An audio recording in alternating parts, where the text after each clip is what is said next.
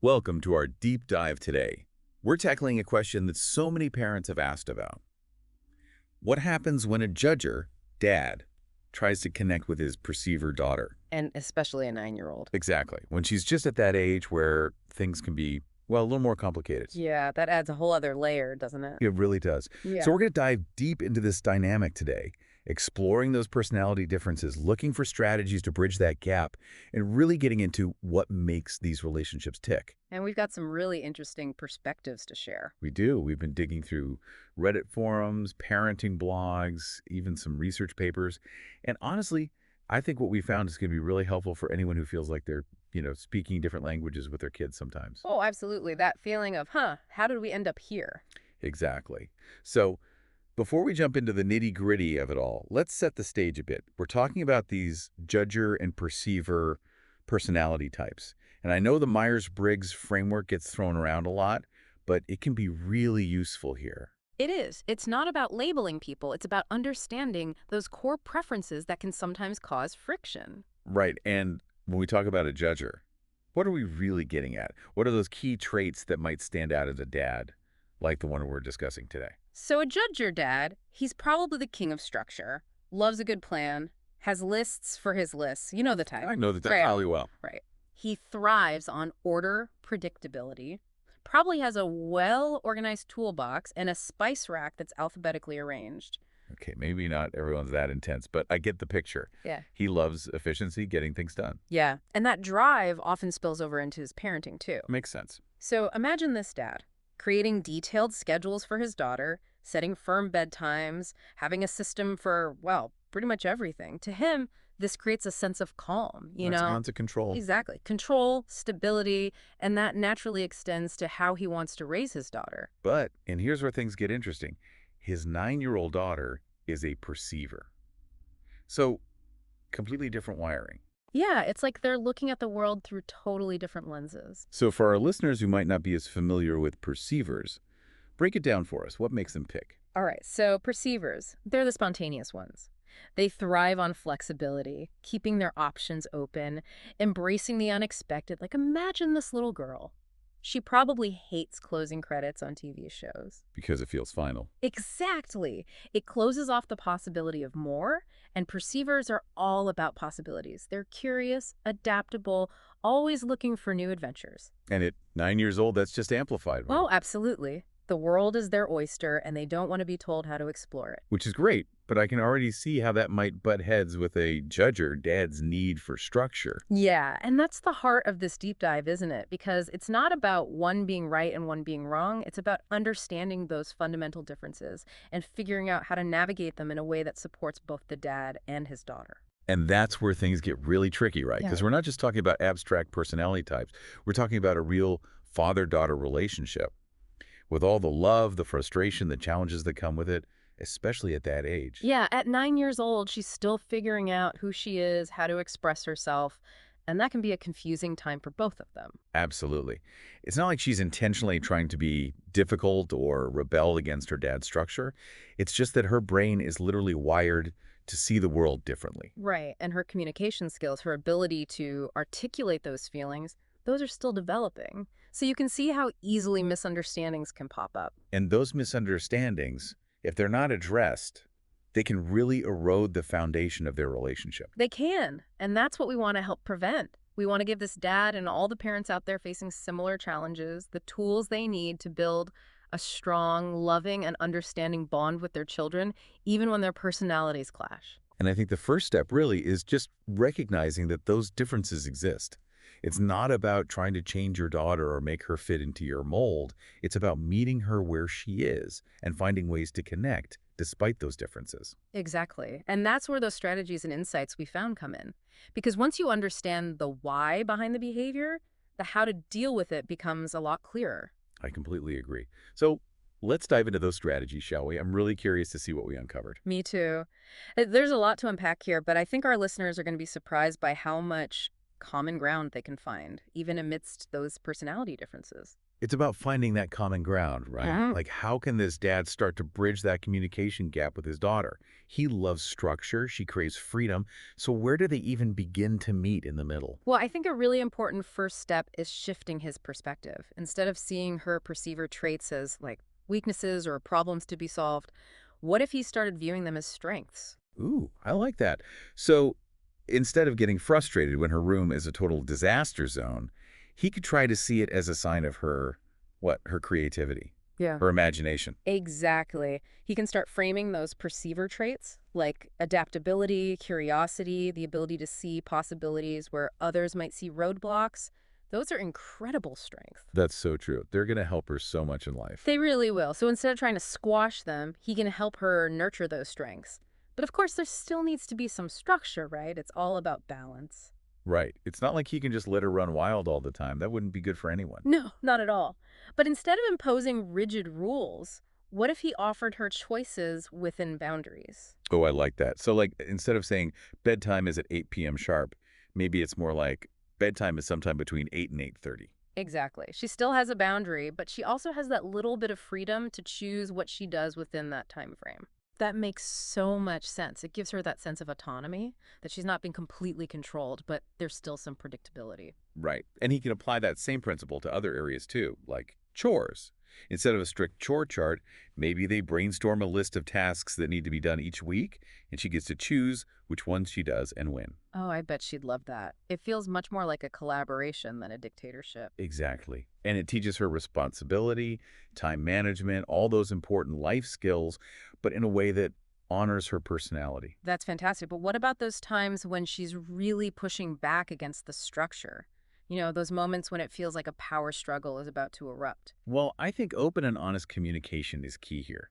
He can try saying something like, hey, I know you don't always love having a set bedtime, but it's important for your body to get enough rest. How about we work together to find a solution that works for both of us? I love that. It's not a lecture, it's an invitation to collaborate. Exactly. It shows her that he respects her feelings, but also explains why the structure is important.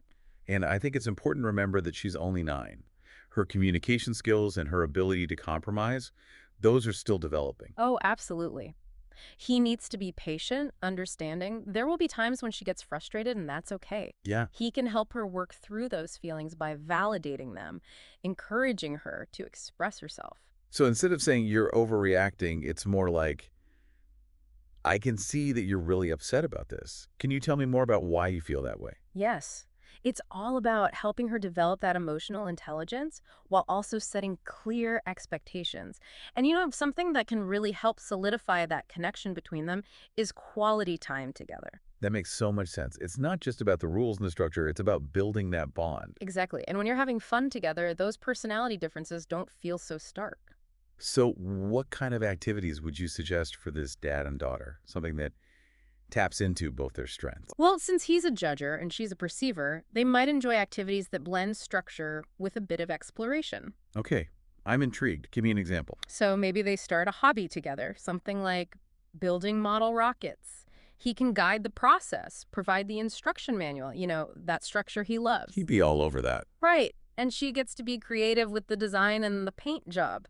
So it's a win-win. I love that. Or what about something like geocaching? I've always wanted to try that. Oh, that's a great one.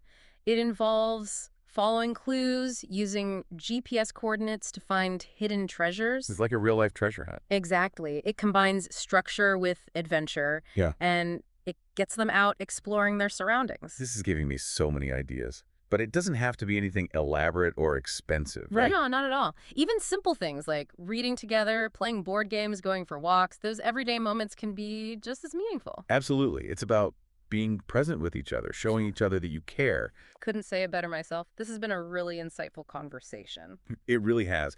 I think we've uncovered some really valuable strategies for this dad, and really for any parent who's struggling to connect with their child, especially when those personality differences feel like a chasm. And you know, it's important to remember parenting is a journey, not a destination.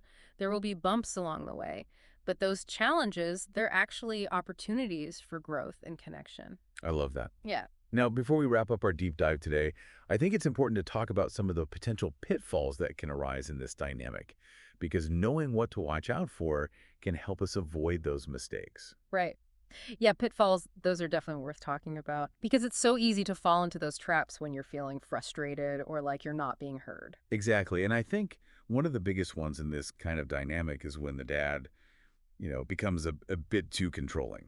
Oh, yeah, I can see that happening. Like, he has such a strong need for structure and he wants what's best for his daughter, but sometimes that can turn into micromanaging, right? And for a 9-year-old who's starting to crave a little bit of independence, Gotta feel suffocating. it can. And that's where you start to see the pushback, the rebellion as she gets older. It's important to remember that she's her own person, not an extension of him. And she needs that space to, figure things out for herself, make her own choices, even if they're not the choices he would make. Absolutely. It's about trusting her, giving her the freedom to stumble and learn from those experiences. And speaking of stumbling and learning, I think another potential pitfall is dismissing her feelings, especially when she's struggling to express them. Oh, that's a big one. He might think she's just being dramatic or she'll get over it. But those feelings are real to her, even if he doesn't quite understand them. And at 9, they're probably all over the place, right? One minute she's happy, the next she's in tears. It's tough. It is. And it's easy to get impatient, but he needs to remember that she's still learning how to process those emotions, how to communicate them effectively. So what's the best way to handle those situations? When she's upset, but maybe not expressing it in the most mature way. Well, instead of shutting her down or dismissing her feelings, he can try validating them. Something as simple as, I can see that you're really upset. Can we talk about it? Oh, that's so important. It makes her feel heard, like her feelings matter, even if they don't make sense to him at the moment. Exactly. It shows empathy, and that's what builds connection, even in the middle of a conflict. And I think something else we saw come up a lot in those Reddit threads was the danger of labeling. Those offhand comments that can really stick with a kid. Yeah, yes. Things like, you're always so messy, or you never listen. It's so easy to say those things in the heat of the moment, but But they can be so damaging. She might start internalizing those labels, believing that she's incapable of being organized or attentive. it becomes a self-fulfilling prophecy. Exactly. So instead of focusing on those negative labels, it's much more helpful to address specific behaviors. He could say, hey, I notice your toys are all over the floor. Can we work together to tidy up? That's a much better approach. It's still addressing the issue, but it's not attacking her character. It's about guiding and teaching, not judging and labeling. And I think that's really the key takeaway here, isn't it? This isn't about trying to force your daughter into a mold that doesn't fit. It's about understanding her, appreciating her unique personality, and finding ways to help her thrive. I couldn't agree more. And the beautiful thing is, when this dad starts to embrace his daughter's perceiver traits, he might even learn a thing or two from her. Oh, I bet he will. He might find himself loosening up a bit, being a little more spontaneous, having more fun. Exactly. It's a two-way street. They can both grow and learn from each other. It's like a dance, right? Finding that rhythm, that balance that works for both of them. I love that analogy because it's not about being perfect. It's about moving together, even when you step on each other's toes every now and then. And that's really the beauty of any relationship, isn't it? The imperfections, the challenges, they're all part of the journey. They are. And when we approach those challenges with empathy and understanding, that's when the real magic happens. This has been such a fantastic deep dive. I feel like we've covered so much ground, from understanding the core differences between judgers and perceivers to exploring practical strategies and navigating potential pitfalls. Yeah, I'm really happy with how this conversation turned out, and I hope our listeners feel empowered to apply these insights to their own relationships, whether it's with their children, their partners, or even their colleagues. Because these dynamics, they show up everywhere. And understanding those personality differences is such a valuable tool for building stronger, more fulfilling connections. Couldn't agree more. And remember, you're not alone in this journey. There are so many resources available, from books and articles to online communities and support groups. Exactly. Reach out, connect with others, and keep learning. Because the more we understand ourselves and the people around us, the better equipped we are to navigate the complexities of relationships. So well said. And on that note, I think it's time to wrap up our deep dive today. It is. But before we sign off, I want to thank everyone for listening and for sharing their stories with us. Your questions and insights are what make these conversations so rich and meaningful. Thank you. It's been a pleasure joining you on this deep dive. Likewise.